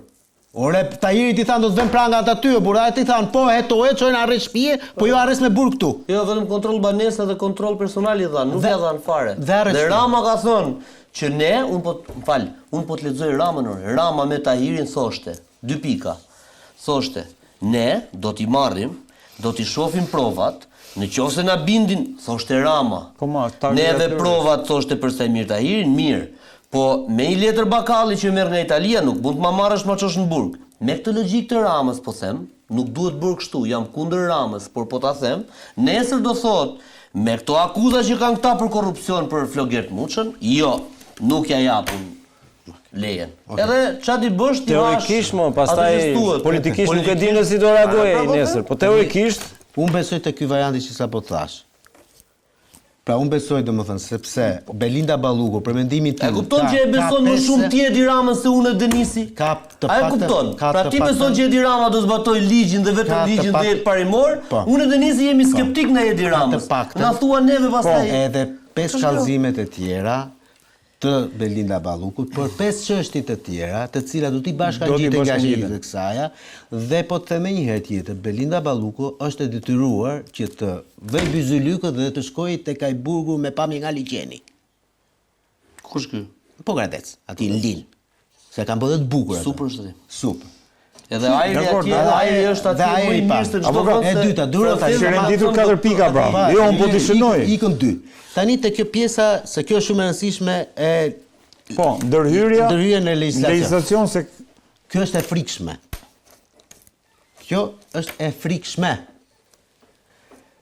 Sepse ajo çfarë unë mendoj se do bëjnë ky grupi i PS-s, parlamentari PS-s, është që mund ta xhbëjnë fare në 242 të kodit procedurës penale. E ka regjia 242-shin ose ta xhbën fare dhe rishkruan, ose do shtojnë në pikë tjetër. Po shto më ndaj persona zgjedhët dhe atyre me autoriteteve të larta, presidenti, ministrave, avokati i popullit, kreu KLSH, funksionet po, kushtetuese, funksion kushtetuese. Ta degeneroj fare pasaj. Tani një pyetje kam këtu avokat se unë kujdesem për ata që po na dëgjojnë.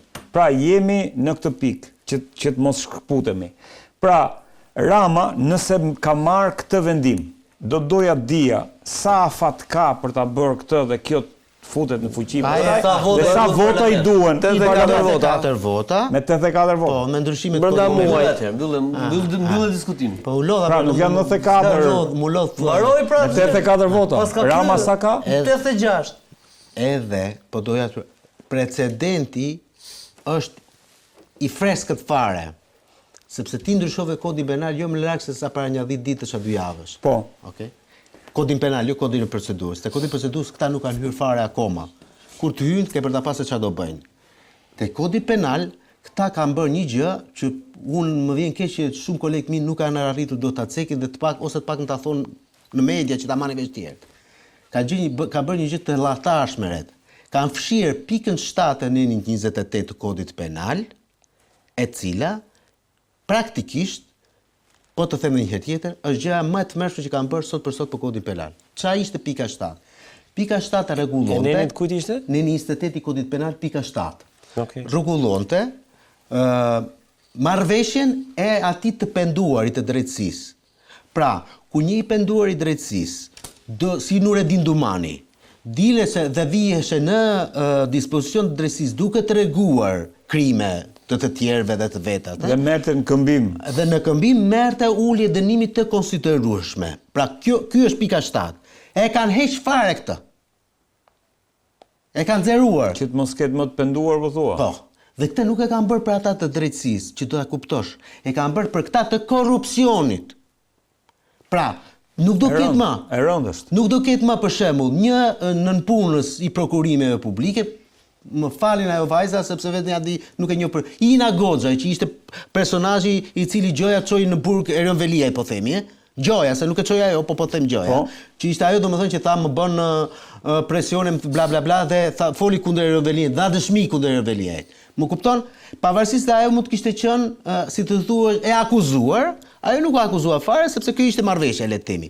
Sot me këtë gjë ju thuhet të gjithë administratës shqiptare, i thotë mos guxoni fare që të spiononi shefat tuaj, ministrat, drejtorët, sepse nuk do merrni as i përfitim nga kjo gjë.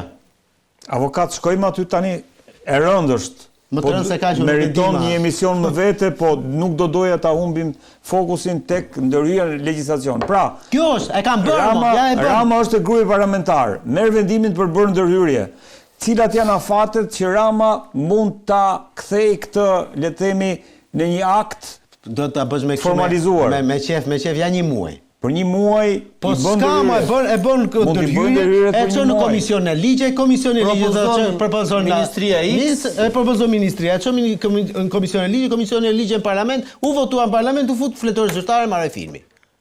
Do për një muaj Rama bën ndryshimet. Do që ta bëj më pak. Dhe bie Ke qef që ta bëj edhe më pak. po dhe më pak se Po ata i bëri 17 vendime me ditës, ti tani e ka probleme me vendime 17. shteti merr 7000 ditë, po nuk ka lidhje. Ja, bravo. Kështu që pra kjo është ndërhyrje që do bëj tek dhe është e frikshme po të. Vetëm Vetëm një gjë, se do e harroj, më fal. Tu Rama ka vetëm një problem oret. Dhe këtë problemin ja ka cilësuar jo më larg se sa para një 7-8 ditësh, 10 ditësh, grupi i partive europiane. Kjo ishte sot Komisioni Evropian që Është ky grupi COELA quhet, është një bashkim, është një komision, më mirë me thënë, brenda Bashkimit Evropian, i kryesuar nga Gjermania, me personazhe, me domethënë politikanë shumë të rëndësishëm, të cilët në një rezolut, në një le të themi raport të fundit të para 7-8 ditëve, 10 ditë kur e kanë publikuar, kanë kërkuar pikërisht këtë, mos ndërhyrjen e qeverisë në legjislacionin që prek korrupsionin. që do të thotë, a është kjo ndërhyrje për të bllokuar SPAK-un në Flogert? Një ndërhyrje për t'i hequr SPAK-ut instrumentat përmes cilit SPAK bën këtë operacionin e pastrimit politikës shqiptare? A është normale që qeveria, mazhorancat marrë dhe të ndërhyjë në se këto futen te ligjet kushtetuese, avokat? Apo ligjet kodit procedurës? Kodit normale edhe s'ka. Okej. Që tani, kur janë ndarë këto punë në parlament dhe për sistemin që kemi zgjedhur, ne kemi me 3 shtylla të ndërtuar. E 4ta jemi ne media. Kemi legjislativin, parlamenti, vullneti i popullit, kemi ekzekutivin, qeveria, kemi dhe gjyqësorin. Tani, ky legjislativi këtu nga populli është votuar për të bërë ligje. Ekzekutivi për t'i zbatuar, gjyqësori për të parë zbatimin e tyre. Për t'i gjykuar. Po. Okej. Tani, këtu detyra e parlamentit është të bëj ligje, të bëj reforma. Më falë, SPAK-u, kush e ka prodhuar? Parlamenti. Apo e ka prodhuar parlamenti? Parlamenti. Atëherë, me që kemi parlamenti i legjitim, SPAK-u është i legjitim. Jo, pra. Parlamenti e ka legjitimuar, votuar nën tutelën e një projekti të madh SBA-BE. Prit, dakord, po unë po them që si institucione për te i pjesës ndikimit politik. A është parlamenti ai që e ka bërë këtë SPAK-un? Se duket sikur SPAK-u i ditë bukur ra nga Mars. Parlamenti e ka bërë SPAK-un, po e ka bërë nën presionin. Ky burri i lig mbrapa shpinës tënde në 2009-ën. Po se nuk e kam gjetë për kuriozitet, në 2009 brava dhe shpinës e Leonardit. Flet për reformën në drejtësi në 2009. Në 2015-ën, para se të bëhej, flitej për BKH-n e famshëm, që shkuan që do e bënin si e më se thash. A ka pritur që ky SPAK-u dhe kjo BKH-ja t'ishin më agresiv ndaj tive? Ndoshta nuk ka pritur t'ishin kaq, por që e ka ditur që do e hajnë të tjerë, të nuk e dyshoj fare unë. Fare. Sepse ky në finale ka dali larë, po ta marrësh historikun. Ky SPAK-un e ka përdorur që nga dita 1 në raport të timur zotri. I ka ikur Tahiri, e ka përdorur, e ka kthyer në fuqi. Po, iku ministri, sepse ishim ne që bëm reformën. Ka ikur Beqja, ka ikur tjetri, pra kushdo që ka ikur nga reforma drejtësi, ky zotria e ka patur vetëm fuqi. Më kupton? Pra nuk i ka prishur ndonjëherë punë Edi Ramës SPAK-u. SPAK-u Edi Ramën e ka vetëm pastruar. Se në sytë e njerëzve, se ne nuk e dim se sa involvuar është ai. Po shkonte deri lart. Në sytë e njerëzve, bravo, në sytë e njerëzve Rama ka dalë si njeriu që i han kumbulla mas shpine dhe ka krijuar SPAK-un si garantin që pastron këtë sistem. e ka luajtur në mënyrë perfekte Gjertani këtë lojë. Pse nuk po e luan më? Tani që rrethi është ngushtuar, kupton? Rama po përdor instrumenta të tjerë që ja jep prap ligji, mund të mos jenë të moralshme, po janë të ligjshme. Po deri dje e ka patur, ja kanë dhënë këto instrumenta, i ka pas këto instrumenta. Mund të mos jenë të moralshme, por janë të ligjshme. Pra është e pamoralshme fjala vjen që ti shkoj dosja nesër për flogertin Ramës me akuza të rënda për heqje imunitetit dhe ai të mos e japi. Por nëse ata votojnë që të mos e lëshojnë imunitetin, është e ligjshme. Është e ligjshme dhe ai merr kosto politike. Tani vim në ndryshimet, se ta mora historikun. Ato janë ndryshime që ai do I bëj. Që do fusi dhe disa funksione si funksioni I presidentit apo I ministrit. Funksione kushtetuese, ka kollaj. Funksione kushtetuese, avokati I popullit, kreu I KPP-s, I KLSH-s, KLSH-s më se thash, I LD që nuk që janë mund të gjitha këto. pezullohen nga detyra. Por fakti që nuk e pezullon dot Flogertin që nesër do jetë avokati I popullit, nuk e ndalon ta hetojë Flogertin.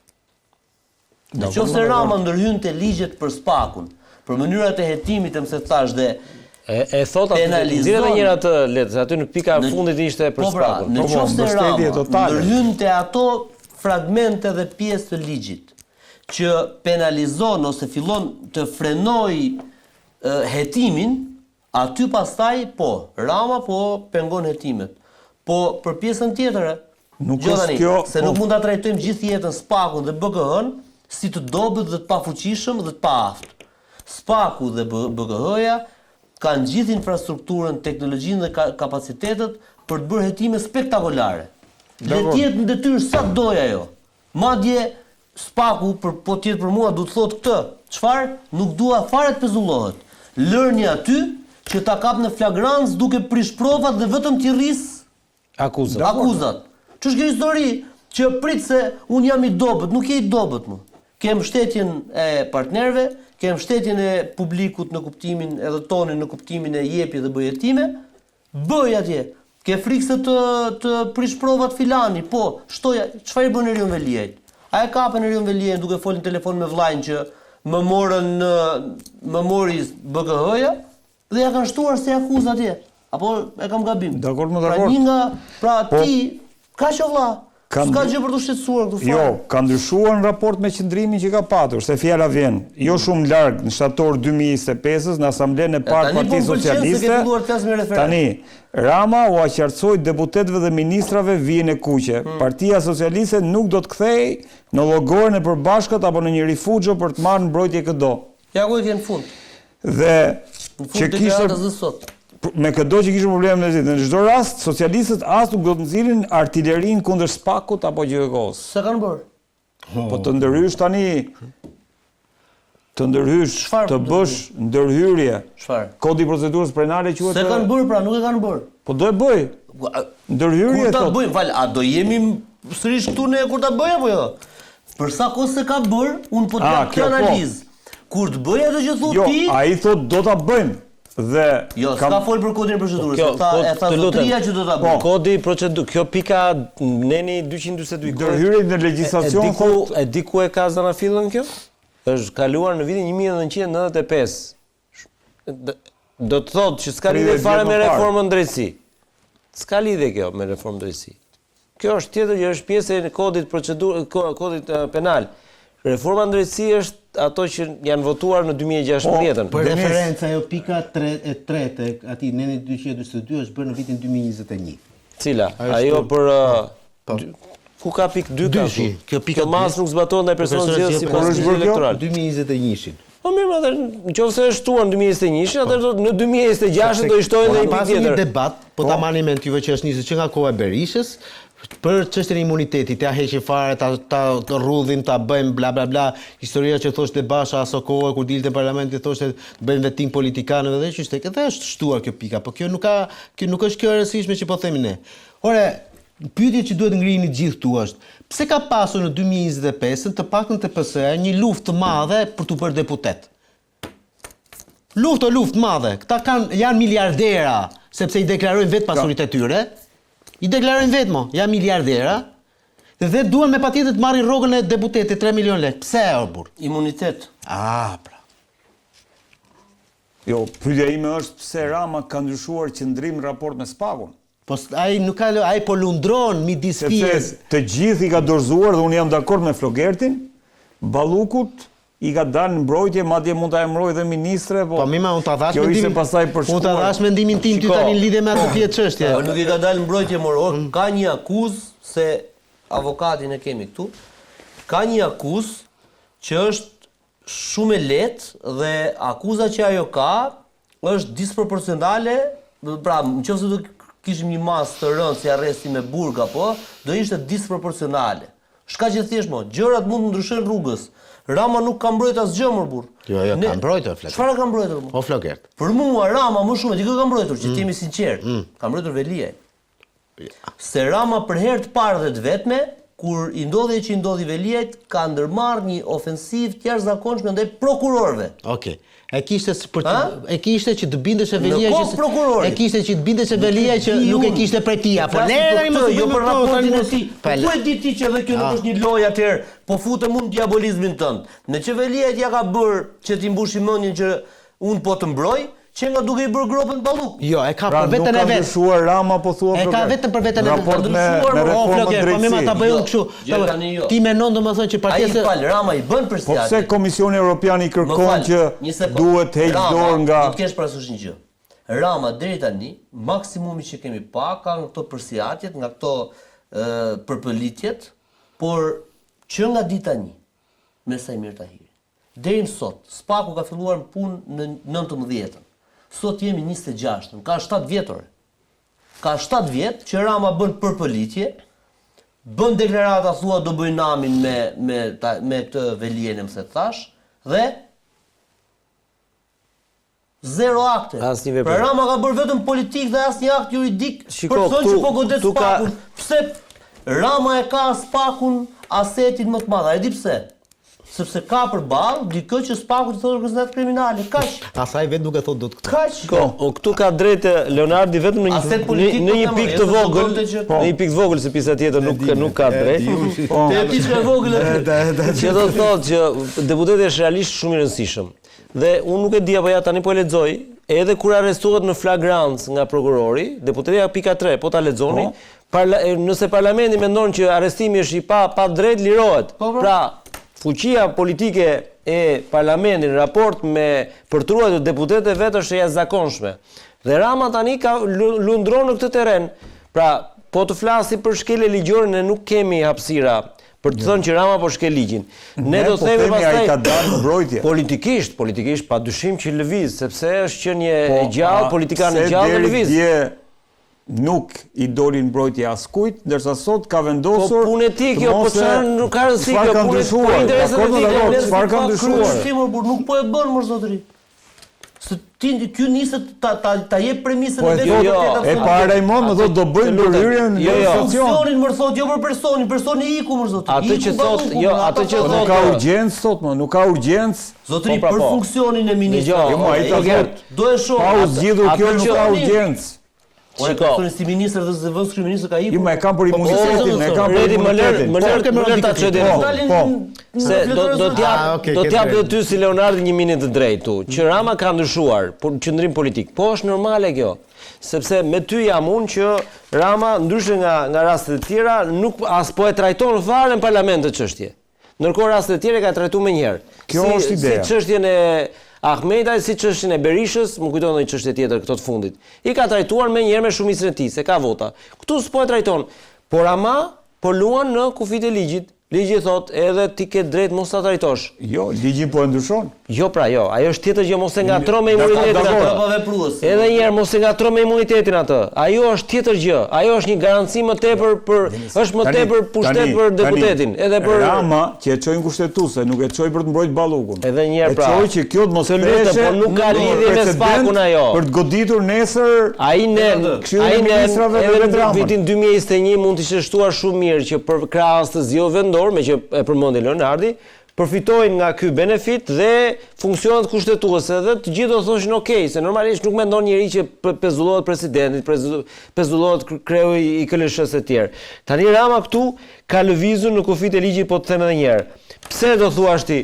Këtë Po ndryshon ligjin. Po jo, nuk ka lidhje mos e ngatron në Ndryshon ligjin. 242 me reformën drejtësi. Janë komplet të gjëra të ndryshme.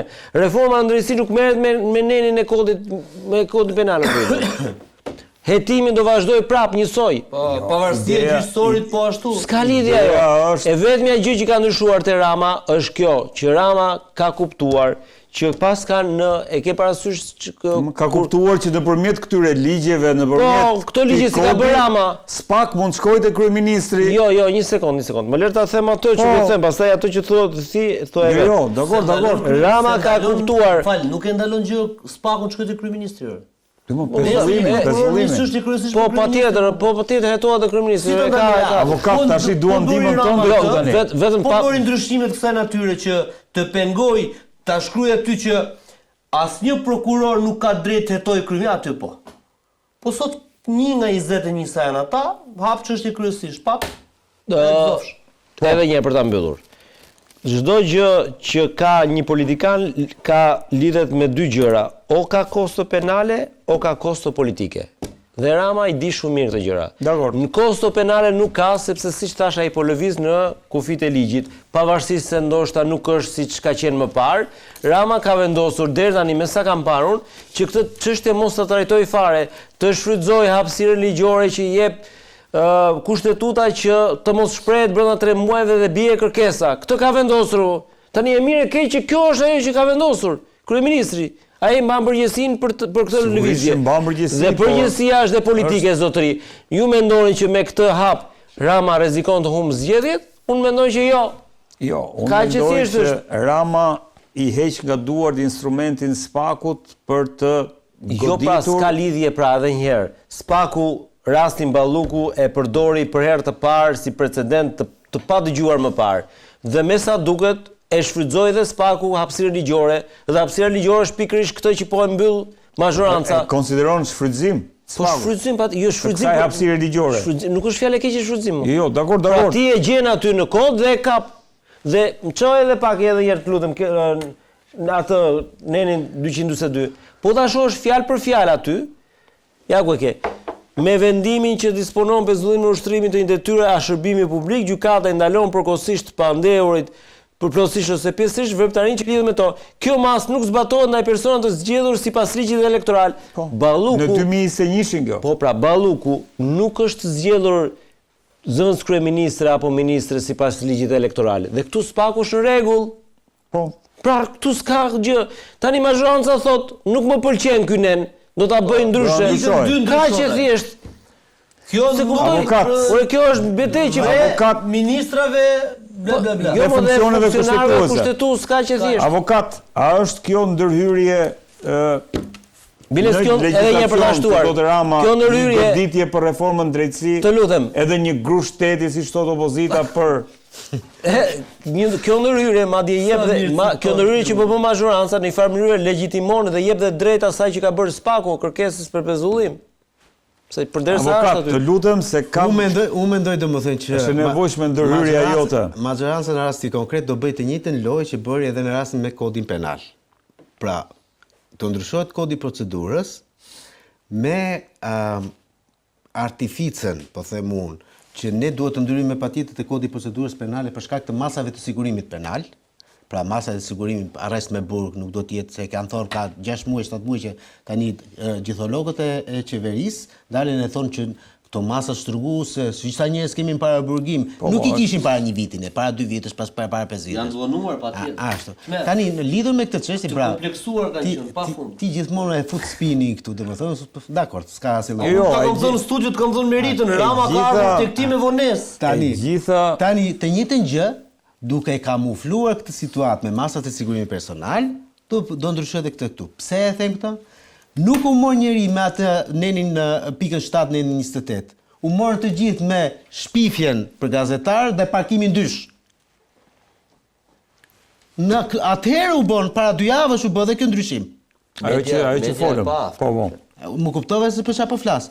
Pra, si thua, ti ndryshon diçka apo shumë çka, por në të vërtetë ajo për cilën ti shkon për të ndryshuar ka një prapavit të caktuar dhe në rastin konkret do jetë kjo pikë që po të them unë. Te kodi i procedurës penale do merren gjëra me masat sigurim personal për të parë burgosurit edhe do dalin tek Si ndikon pra sot Redi? Si ndikon a e prish kjo shumë spakun, fare. pengon Tani të spakun? dalë deri këtu. Këtu e prish, e di pse prish? Dgjoj. Ne duhet bim dakord për një gjë. E kuptoj domethënë që kjo mund të jetë shumë e vështirë nga ana juridike, por ne jetojmë këtu. A kemi në një qeverisje ose një kryeminist që thot unë e kam bërë reformën drejtësi dhe unë e mbroj spakun. Po. Okej? Po. Madje edhe sot e kishte shkruar të pikë cituar në fund fare spaku bla bla bla. Mbështetje totale për Edhe spakun. urdhër për grupin parlamentar Po, atë unë nuk e besoj se aja ka Spak atë nuk thjesht. preket, vetëm mbështetet. Po pra duro. socialistët nuk dalin televizor, jo të shajnë spakun. Varte, mirë, dakor. Pyetja ku e ke? Dakor. Tani pyetja ime është këtu. Po. Pyetja ime është këtu. Nëse ne duhet ta besojmë spakun dhe ta marrim si të mërqen këtë si institucion. Por Rama pse nuk e beson këtë? Që e thot Bërdit. Nëse spaku thot që unë Belinda Ballukun e marr të pandehur. Jo personën e tim. Të pandehur. Pra për spakun, Belinda Balluku është fajtore, do të shkojnë në burg. Jo, s'është kjo tani. Vetë spaku e thotë që në fund të çdo Ky njeri njoftimi. më lodh mua. Po jo, po ai thot spaku në fund që çdo njeri prezumohet i pafajshëm. Si do thot Rama, me që tha spaku është i fajshëm. O Tani zotri, ti po bën një termi i nonsens. pandehur Po, mo, do të thot Ore, që ti zotri. për organin akuzës ja e ke të provuar veprën penale. Tani mos më çmend, më bëj mua histori juridike. Do të tregoj deklaratat e spakut. Çfarë thot spaku Të në njëjtën fund? histori e bën gjithmonë o vlla. Mirë. Termi i pandehur. Mirë. Dakord, edhe një herë, je i qartë te kjo. Po, Të Lova, çështja e termit i pandehur. Pra, Kjo dhe ndërhyrje atë desha të them. ndërhyrje. Përse Edi Rama nga një ranë thotë që unë e besoj Po, spakun, nga ana dhe tjetër, nga ana tjetër kur spaku i thotë që Belinda Balluku është e pandehur o zotri. Hetoje mor. Po prit, po nuk është çështje e timi. Se ju vazhdoni akoma. Prish provat thot spaku. Ora, a do ta Rasja akuzë të re. O Floker. Për të hetoje. O Floker, pse nuk e ndryshon ti Belinda Ballukun?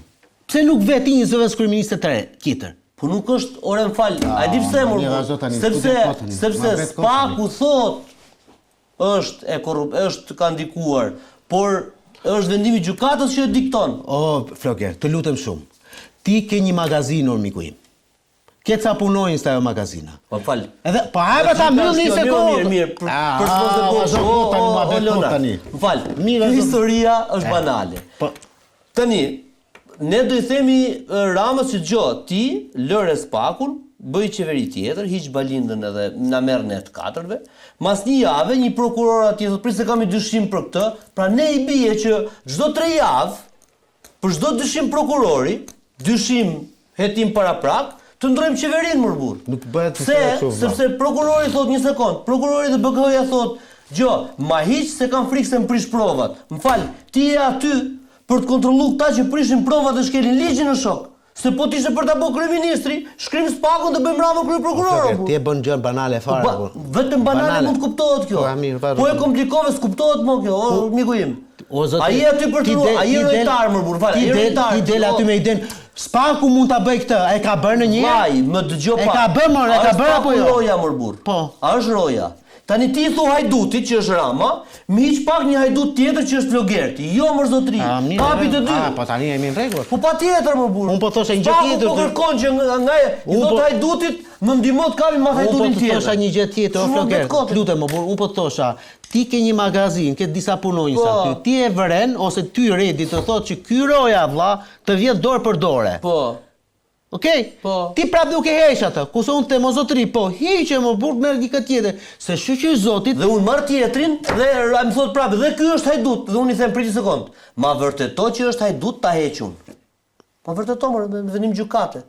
Ma vërtetor atje. Ç'ka histori? Unë dyshoj se është hajdut roja më thotë mua. Ne dalim në media, sepse tani e bëra morale fare. Ne dalim në media për të thënë dy gjëra për njerëzit. Për të mbajtur istikam pozicionet tona është nuk besoj se do Mbaj istikam, unë bëj analizën e qëllimeve, nuk bëj morale, o miku im. Dakor, por kjo nuk është analizë e qëllimeve. Ti po thua këtu sot që Partia Socialiste e Vuga për një të zëvendësuar Belinda Ballukun. Jo, unë po them jo. Jo, prit ta mbaroj pra, o Floger. Ti s'mund të mbarosh duke kap fjalën time, duke ma bërë kashurrel. Jo, unë po them këtë. Edi Rama e vështirë është. Edi Rama është kreu i bandës. Se thash këtë, unë ta them unë më burr. Po mirë, dakor, thaj. Tani ti thu kreu të bandës, ti thu që ma jep pak të banditën tate, ta fus ma hiq pak nga kjo. I prish punë, nuk do e marrësh kurrë. Ti je aty sepse presupozohet, prandaj ta shpjegova me 3 kolona që ti e di, legjislativ, ekzekutiv, gjyqësor. Ky i pari bën ligjet, i dyti i zbaton, i treti sheh kush e shkel ligjin. Spaku shroja vlla, nuk i kërkohet rojës. Për avokat, një pyetje. Me që mori argumentin e tij. Para pak minutash tha në prill do bëhet nami, do jetë një akuzë më e fortë. Po lër ta çoj pyetjen valla. Po më lër ta çoj pyetjen në burrë. Po ti po bën pyetje mbi atë që thash unë. Mirë, po çfarë do ndodh në prill ose në maj, kur do duash? Unë të thash kështu, që mund të ndodhin, i thash që para majit në prill ose mas majit në qershor. Po. Mund të ndodhi kjo. Po, dakor. Dhe unë thash besoj këtë. Po, beson këtë. Atëherë pyetja ime është kjo. Dhe e lidh me pyetjen e Redit. Ky ndryshimi që po na bën me të madhe Redi i kodit penal e ndalon Spakun të ndërmarrë këtë gjëm që ti sapo përmende apo jo?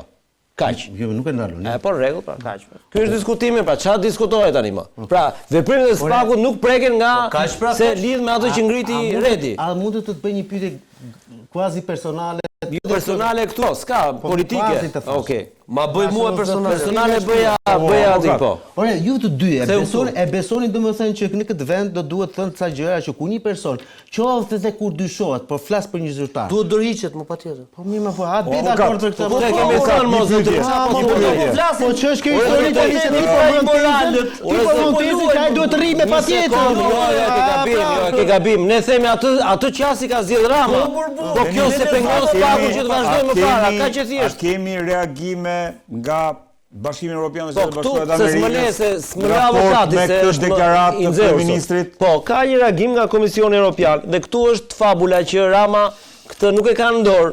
Dhe unë mendoj që nëse presioni ndërkombëtar do jetë i fortë, kam përshtypjen edhe atë ndryshim të Nenit, ndoshta Rama s'ka për ta bërë dot. Ka që thjesht, se ne nuk kemi vend i pavarur, kuptimin e asaj që jemi këtu edhe do bëjmë gjithçka, sepse kjo ka ndodhur dhe me Komisionin Xhafa, ku Rama vetë ka thënë nëse bie dakord bëhe edhe SBA, do bën ndryshimet. Nëse s'bien dakord, atëherë nuk bëhen. Dhe në rastin konkret, nëse do ketë një kërkesë të fortë të Bashkimit Evropian, që mund të shtohet edhe kërkesa e partnerit amerikan, që çështja e Ballukut të trajtohet në parlament, unë mendoj që të trajtohet. Deri tani qasja e Ramës është mos e trajtoj. E mirë e keq është qasja e tij, e ka brenda ligjit, prandaj nuk duhet të nxehet Leonardi kot pa lidhje. Rama ecën me konturet e ligjit. Tani është një forcë më madhore që mund të jetë faktori ndërkombëtar, i thotë zotëri, trajtoje se them unë. Atëherë shkon e trajton ai, pastaj voton si voton është tjetër gjë. Kaq që thjesht është. Rama nuk i plas me nderja fare për Bashkimin Evropian. Kjo është tjetër qasje pastaj. Fare. Rama nuk ka bërë komisionin Xhafa vlla vetëm se nuk ja kanë lejuar amerikanët. Rama faktor ndërkombëtar janë dy palë. Rama zgjedhjen e ka bërë të qartë mes SBA-ve dhe BE-s. Rama e ka treguar më së fundmi tani afër, vonë fare me bordin e paqes. Gjithë BE janë blok, është kundër bordit. Rama është me ata lindoret me Trumpin atje. Në datën çfarë date se ti e dim, 19 shkurt. Po është në atë bord ku nuk ka perëndim, ka vetëm lindje, në kuptimin autokraci e vende pa demokraci funksionale. Europa është kundër me përjashtime të rralla. Çfarë dua të them me këtë? Rama e sheh BE në çfarë drejtë është katandis, që nuk di ku ka kokën. Plus që këty në të BE-s gjysma ka dalë të dosje Epstein atje dhe kanë sikletet e veta. Janë delegjimuar në një farpike që nuk merret vesh. Pastaj për historitë të tjera gjeopolitike e di vetë ti fuqinë e BE-s në NATO, në raport me luftra, po këtu duhet të marrim ty në një intervistë që të na ftillosh. Kështu që mua më duket që Rama është inteligjent në një pikë, jo për të mirën tonë, për të mirën e vet, që ja shpjegojmë njerëzve, për të mirën e tij politike. Rama kur bëhet fjalë për të zgjedh me kë duhet të jetë, di për herë të zgjedh. Zgjedh më të fortin. Po ka një instrument Bashkimi Evropian, që është bllokimi i integrimit. Kujt i plasi? Po kjo është. Po kujt i plasi? Ëndra shekullore shqiptare, integrimin BE. Shekullore, mos e thuaj se. Jo. S'ka nuk ka vetë BE-ja, s'ka një shekull. Fare më burr. Ore fare po them. Megjithatë, jo, unë nuk e mendoj të jetë kaq i vrazhd takimi, qendrimi i Ramës, po do ta shohim. Rama me Europianët, Rama ka pak siklet, ka patur se nuk ka më sa duket, pak siklet si të merret vesh me amerikanët, me këtë sherifin e ri në qytet. Në Po me Macronin e me Melonin, e tallësh tim? Në ato që di unë, modestisht, se nuk është se ndjek shumë çfarë mendon BE-ja, po nuk BE-ja ka shtetet caktuara të BE-s, ndoshta nuk janë dakord me këtë linjë të trajtimit politik që po i bën mazhoranca rastit ballukut. Po jo e gjithë BE-ja. Pra, shtetet caktuara që kanë peshë konsiderueshme në BE nuk janë dakord me këtë linjë. Por kjo, prandaj pas them unë, politika është diplomaci, ndryshim qëndrimesh. Rama sot ka mbështypjen është në Bruksel apo jo? Takohet me zyrtarët e lartë. Ne do shohim çfarë mesazhesh do vinë andej. Dhe këtu do jemi do na oftosh prapë. Opozita thotë kanë thirrur. I vetmi që është i mërzitur është Leonardi në këtë histori. Siç e morën në Amerikë, që e quan atje si Maduro. Tani këtu do na pyes diçka për nesër protestën e opozitës, meqense do ta përfaqësojmë zërin e opozitës. Patjetër, protesta e opozitës do na pyesë diçka nesër. Jo, do të pyesonte për nesër. Jo, pra për nesër çfarë do? Çfarë mendon se do të prodhoj? Çfarë informacione kemi? Tani këtu flitet se do ketë, pastaj këtu ju e dini më mirë, po me sa kam dëgjuar unë do ketë një, si thuash, vendosje të çadrave në bulevard, se sa do jetë vërtet çadrave, se flitet që do ketë krahas çadrës Partisë Demokratike, do ketë dhe Adriatik Lapaj çadrën e vet, dhe 2 çadra bëjnë çadrave, nuk është kështu që kjo pra Lapaj nuk do të jetë në çadrën e PD-s. Këtë po thua. Do ketë çadrën e vet, se ai i shkreti vari 2 muaj. Jo, do jetë apo do jetë në çadrën e PD-s. Tani e bukur është, më rëndësishme është se policia do lër vetëm çadrën e PD-s, që do ta lërë se s'bën se PD-ja është. Do shpalli ka institucion çadrën e atit. Bulevardin dhe do kapi çadrën e Adriatikut dhe kjo është humor më politik, por përtej humorit unë nuk kam ndonjë shpresë fare tek ajo çfarë bën Partia Demokratike. Për fatin keq të vendit, kjo parti është larguar nga fatet politike të vendit. Sot i vetmi kundërshtar real i kryeministrit ka të bëjë çështjet që lidhen me hetimet e SPAK-ut. Në kuptimin e sikletës, sido që të jetë një hetim që i ndodh një ministri të mazhorancës, është kosto politike, bien votat, gjëra të kësaj natyre. Por kjo kompensohet nga pavësia e kësaj opozite për të qenë alternativë. Avokat, si e shikon nesër protestën? Nesër protesta do jetë një nga më të mëdhat e mundshme, me shumë gjasa dhe nuk mos u çudisin që pas nesër Rama të mos jetë më kryeminist. Flogert? Nuk doja ta mbyllja që jam gjithë në mendje me avokatin. Flogert, falenderoj shumë që të pata. Denis, kënaqësi, avokat, kënaqësi. Të nderuar teleshikues, kjo ishte gjithçka kishim përgatitur për ju sonte nga unë Red Varaku. Natën e mirë.